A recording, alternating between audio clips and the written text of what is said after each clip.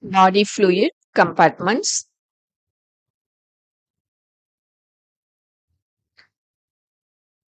In human body, cells are suspended in extracellular fluid from which cells can derive their nutrients and can dispose of their waste products. So, looking in detail, so this extracellular fluid, this is made up of fluid inside closed vascular system, that is plasma, and the fluid in which cells are actually suspended, that is interstitial fluid, and very small amount by, that is 1% by transcellular fluid. This transcellular fluid is composed of CSF, synovial, peritoneal, pleural, pericardial, and intraocular fluid. And there is a fluid inside cells also, that is cytosol, that is called intracellular fluid.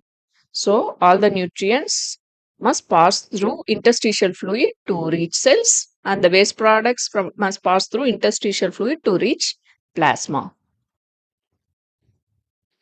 In an average adult male, his body weight is composed of 60% by total body water and remaining 40% by solids like carbohydrates, proteins, minerals, and fat.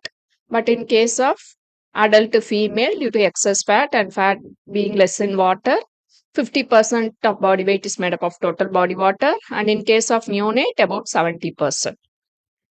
And this total body water, two-thirds is made up of intracellular fluid and one-third by extracellular fluid.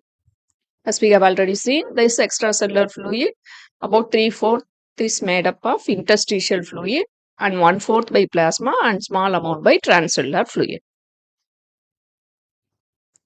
So now looking at the fluid movement between plasma and interstitial fluid. This is capillary, and inside there is plasma and outside there is interstitial fluid. And this is arteriolar end, this is venular end. The fluid movement is determined by starling forces, that is hydrostatic pressure, the pressure exerted by the blood on the capillaries, and oncotic pressure, that is pressure due to presence of plasma proteins. Here at the arteriolar end, hydrostatic pressure is more than oncotic pressure, and fluid is driven out of the capillaries into interstitial fluid. But as the blood moves, hydrostatic pressure becomes less and oncotic pressure becomes more than hydrostatic pressure. So at the venular end, fluid is brought back into circulation, into plasma. But there is net movement of fluid from plasma to interstitial fluid. So the excess fluid is drained by lymphatics, and this fluid is brought back to vascular system. So let us look at the composition of various body fluid compartments. This is plasma. This is interstitial fluid. Both constitute extracellular fluid. And these two are separated by capillary membrane. This capillary membrane is permeable to water and solutes except proteins. So this plasma contains sodium and its anions bicarbonate and chloride. Same in interstitial fluid also. Large amount and very small amount by potassium, magnesium, phosphate, and calcium. Same in interstitial fluid. Since the capillary membrane is not permeable to, less permeable to proteins, plasma contains more proteins compared to interstitial fluid. Coming to intracellular fluid. Intracellular fluid is separated from interstitial fluid by cell membrane.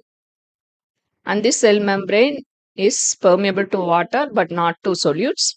So the composition differs between interstitial and intracellular, that is extracellular and intracellular fluid. And this different composition is maintained by ATPase pumps and ion channels.